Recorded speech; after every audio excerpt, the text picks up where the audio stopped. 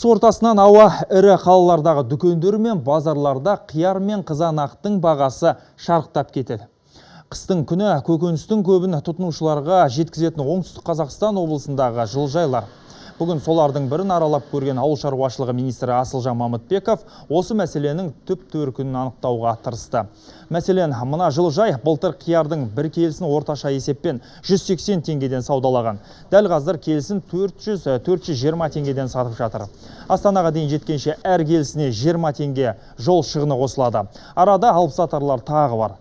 Елордаға жеткенше бағаның біраз шарықтайтыны айтпаса да түсінікті.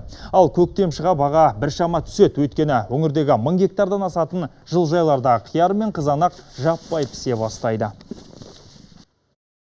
Арасындағы делдалдардың болуы, сауданың дамымағандығы, логистиканың дамымағандығы міне біздің тауар өндірушілерге де және қалалық тұтынушыларға да үлкен зиян әкеліп отыр. Сондықтан ауыл шаруашылық саласындағы даму сұрақтарын айтып отқан кезде біз бұны комплексті, кешенді түрде қарауымыз керек.